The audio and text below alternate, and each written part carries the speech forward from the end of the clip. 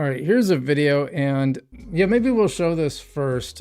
I actually didn't watch this, but this is related to something that happened earlier. So yeah, let me use the, let me take a little bathroom break, and then we'll get to this. Because I do think this is pretty interesting, and it's definitely worth seeing. Okay, so I gotta put my headphones on for this. I don't know what she's gonna say, but so this is Lily, and she says, "Crypto Real Talk, I'm tired. If this doesn't resonate, it wasn't meant for you." She's a content creator. She's got hashtag Cardano Girls. So she comes from the Cardano, but she's been doing some Algorand stuff lately. Cloudy says, I think Koopa's hating on her. Yeah, that is kind of what happened.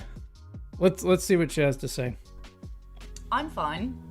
We're fine. But there's a minority of people in crypto who aren't fine. Let's talk about them.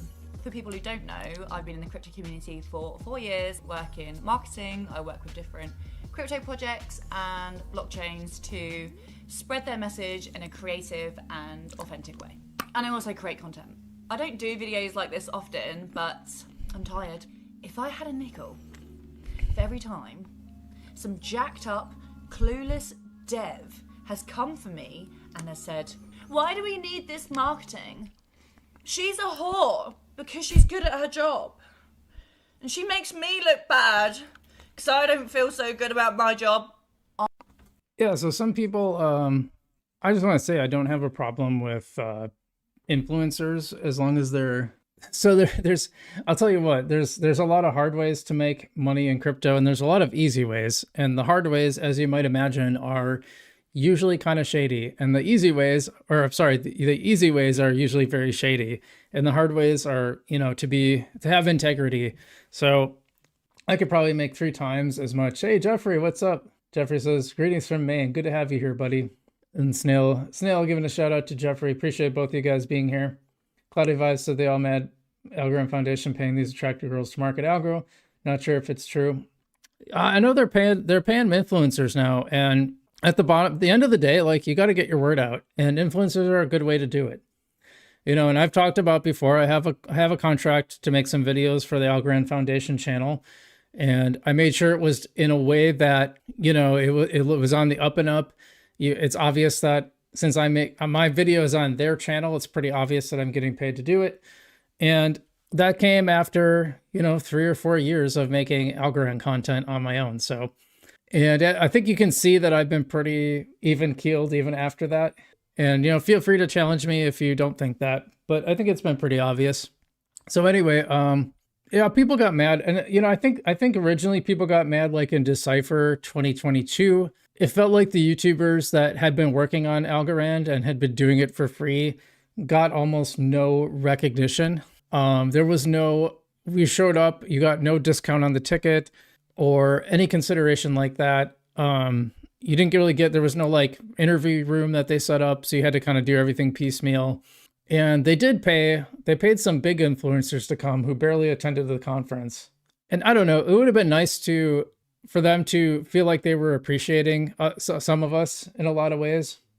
Now, granted, a lot of our channels were smaller. I only had 1,700 subscribers, back then. So obviously we're getting close to 6,000. And appreciate everyone who subscribed, by the way. Maria Mercedes Rodriguez, welcome to the show. Nice to have a lady present. Said I'm holding algo, keeping it long. It's a good idea. You know, me too. I don't really plan to sell my bags. Just doing different things to find different yield in them for sure. So I think there's been a big difference in how the foundation is interacting with influencers. Because they in 2022, the Decipher in Dubai, they paid Crypto Mason and Deviled Megs, I think she is, whatever her name actually is, to go attend the conference, and they were barely at the conference. You could tell because they tweeted something like saying it smelled like a crypto conference or something, which was super weird to say because it was one of the most bizarre conferences I've been to in terms of the makeup of the audience. Because there were a lot of people who were obviously crypto devs, you know, they were wearing like t-shirts or, you know, not really just kind of normal clothes like you and I might wear. And then there was a group that looked like they were dressed up for the opera. And I could not make sense of like where they were coming from or why they were there. I mean, they weren't dressed up in business clothes. They were dressed up in like evening, we're going out to the opera. It was really strange. Jiro says paying too much influencers is a bad idea. Well, they weren't doing any. So, and by the way, welcome to the show. Good to have you here, buddy. They weren't paying anybody anything, hardly ever. And the problem is all the other chains are doing that. So they're getting the word out. I haven't seen, the ones I've seen is that most people scared of paid influencers promoting all this stuff.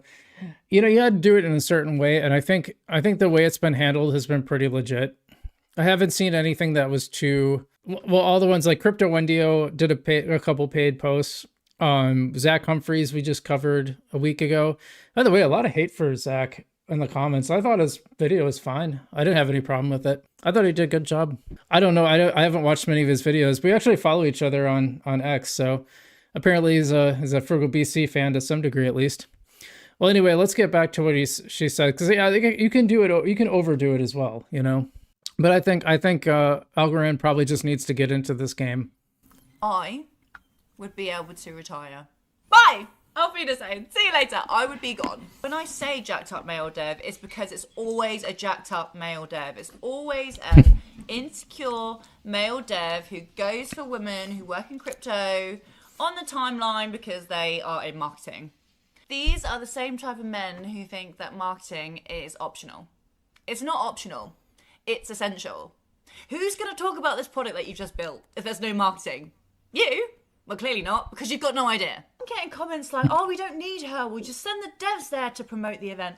What the fuck are the devs going to do? They're just going to sit there and just code all day? She's kind of right. Cloudy Vibe says, I agree. They're not being aggressive, only pushing facts about Algorand. Yeah, they've been very fact-based. Almost. No, they did a pretty good job, I thought. They were pretty fact-based. Like I said, there was like one thing in the Zach Humphreys video I picked up on that I thought wasn't quite correct, but yeah, it was a good video overall. She's totally right about this, and I do like to bring devs on the show, but you have to be careful because a lot of devs, they're not camera people, and that means I have to do a lot of work to make them interesting. So I usually look for people who are interesting on Twitter because there's a good chance they'll be interesting on camera. And I try to keep them relatively short for that reason as well. You know, and I found this doing interviews at Decipher, and I would get frustrated because I would want to do an interview and I'd be talking to like a PR person or someone who's connected to the project who's really, really open and very animated and has good camera presence. And they would insist that I talk to like the lead person, and then the lead person would be not that. And I'd be like, you guys are going to, I know what you're trying to do. And I know you're doing the deference thing, but you should probably put forward your public facing person should probably be the person who's going to like just perform on camera the best. Cause they're going to sell the project the best. And that's really important. That's why companies have salespeople. The salespeople, they're not, you know, you have like your engineers who build the stuff, and then you have your salespeople who go out and sell it, because the engineers are not salespeople. So she's not wrong. She's not wrong about that. Now, sometimes they're both. So there are people who can handle both. John Allen Woods was a great example of, he was a great interviewer. He really brought the heat. So I wish we could have had him on one more time before he quit. I guess we still could kind of, but I don't know if we want to now. But people like him are rare. Most of the time, you're either like a forward-facing person or you're a behind-the-scenes person. So she's not wrong. She had to go to the receding air. She had to go to the receding hairline thing. Come on now. Come on. Wearing a hat for a reason, people. You see that, but no, she's not wrong. Each side has its role, and I know where this comes from. And let's see. I'll give it a like, by the way. Am I following her? Oh, I'll follow her. Let's do it. Was it him or was it someone else? Actually, I don't. Someone made this one. Benjamin Hayes said that you'll see what the Etsy paper listed Algorand as an example of AI assistant governments for smart contracts. Yeah, we actually covered that on Monday. And big shout out to is he here somewhere? Big shout out to Genfinity founder King Solomon, who blew that wide open. He got his hands on it. They had a bunch of people, not just Etsy, but they had not just Algorand, but they had Hedera, XRP, and a whole bunch of other ones.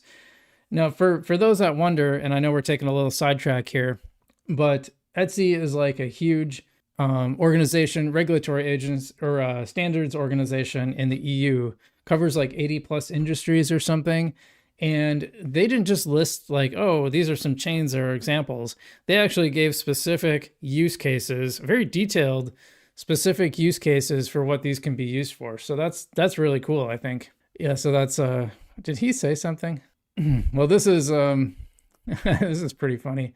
This wasn't the one that this is reacting to her. He said 15 minutes in the Algorand community and she's already snapped. Imagine 5 years, Lily, LOL. P.S. She definitely isn't the problem. Keep crushing it. Make your living. You do a nice job with the creativity. Agreed. Yeah.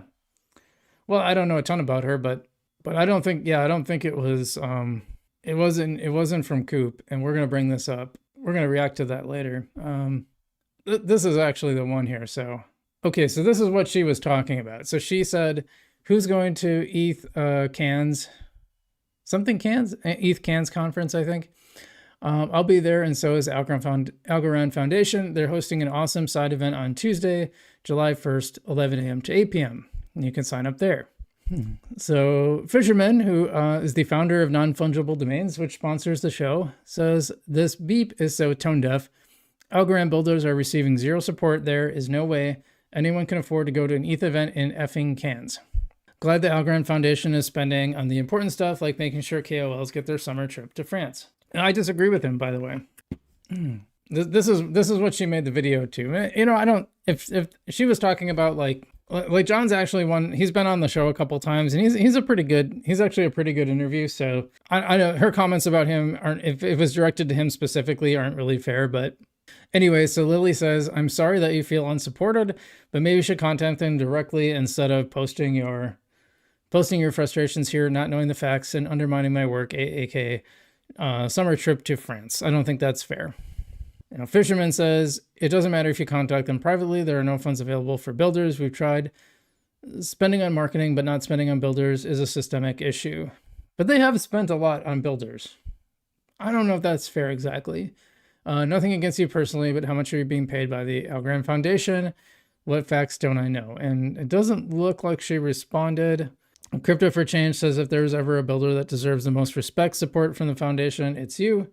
Something has to change. So, and Ibu from Folks Finance has an interesting point. He says, bro, some algo community live in France or surrounding Europe, and Kansas so close. We have to be careful, you know, and I'll be guilty of this sometimes, where I really think from an American perspective, which, you know, I'm American, so I'm going to think from that. But I have to think like when Dubai happened, I was like, oh, why does it have to be so far away? Well, it's not far away for others. It's actually a pretty short trip for people in Europe. It's a decent short little flight. For me, I wouldn't say short, but comparatively, I spent 24 hours door to door to get there. I wonder what the main KPIs are for Algorand Foundation. I guess the bottom line, and someone pointed this out, I didn't see it here, but someone pointed this out, that if they spend on builders, people are like, bro, where's the marketing? And if people spend on marketing, people will be like, whoa, where's the money for builders? Well, they can't do it all. I mean, they're trying to do both, I think. And they've spent a lot of money on builders. But also, one area where John and I fundamentally disagree is, like, this came up with the Algodex thing. So I have businesses, right? And let's say, well, let's put it in this terms. Let's say I start a YouTube channel. And by the way, this has happened. So this is like an actual example that I'm generalizing.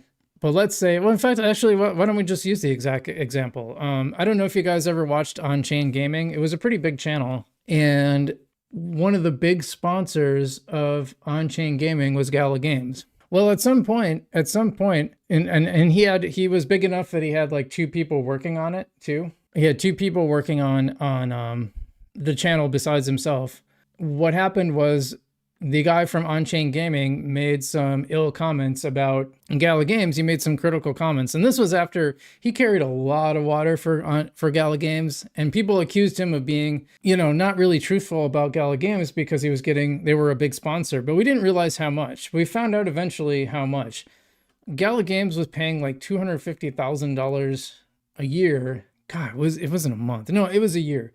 A year to On-Chain Gaming to be a sponsor. And thus, obviously, most of their content was super positive around Gala Games. And so, well, guess what happens once they pulled their funding? the channel basically collapsed. He couldn't afford to pay anybody anymore. He had to completely change things. It's still around. I wonder what it's at now. Let's take a little detour really quick. And I'm gonna explain why I'm talking about this, by the way. Now it's called How to Invest. So this used to be called On-Chain Gaming. Now it's How to Invest. He's still got 120,000 subscribers. Yeah, and his videos are getting like, here. I mean, I do these kind of numbers. I got 260 on this one. This one did really well. And that was his why I finally lost faith in Gala Games. So not great, you know. And he doesn't have bad titles either. Thumbnails are pretty good. It's just really hard to pivot sometimes, and he had to pivot. Like basically he had to pivot. He couldn't make the kind of content he was anymore. It's too bad. I actually tried to get him on the channel because I thought it'd be fun to talk to about this. So anyway, why do I bring this up? Well, because, and we got into this, you know, John and I got into this on channel before. A company like Algorand built the DEX for Algorand. They're building infrastructure, but Algorand found out Allo could do it much cheaper and just wrap it into part of their, you know, just basically wrap it into the rest of their business. So like, why should Algorand keep funding this project when there's a cheaper way to do it? Like, it just doesn't make sense. And from the other perspective, and this is the point I made to John, I said, why on earth would I ever want to, why would I want to build my business around one single customer? Because that customer goes away and you're just done, right? So I think there's a lot of builders that just want like perpetual Algorand funding. And I'm not saying John is that. John has built an actual business. And that's why I like non-fungible domains. It's like, it actually has a business model. So yeah, that's what I'm coming to say. Snail says, now that's what you call coming in hot. Nope, didn't hear about that yet. Oh, you're talking about the Etsy thing? Yeah, that was big. You guys didn't watch the Monday stream. Yeah, we talked about the whole thing. Snail says, Ibo, he says he's so critical. Ibo has a point there. I don't mind John being critical, by the way. I think he points out some really good stuff. I just don't agree with him on this one. I think you got to do this kind of stuff. You should be getting people. You know, she's gonna bring. Look, she's prettier than me. Okay, she's gonna bring in. If they put my goofy face up here, then ain't nobody coming to that. Maybe a few of you.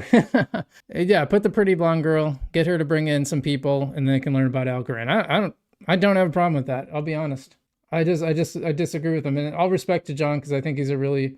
For what I understand, in the next phase, Fisherman is upset for not receiving a retroactive grant for ready pools, and that's another thing. I do think the retroactive grant is a better idea. I'll say I have kind of mixed feelings about it, but overall, I think that's probably a better way to do it because instead of just handing out money and then nothing happens, you can reward the stuff that actually gets built. Although then if you like, my counter argument to that is if it already got built, then did you really need it? You know, I could see if you like took out a loan and then you use that money to pay back the loan maybe. The Algorand Foundation wanted Dev to build a public good for a certain grant. Fisherman believes Ready Pools fits the bill. That's probably fair, yeah.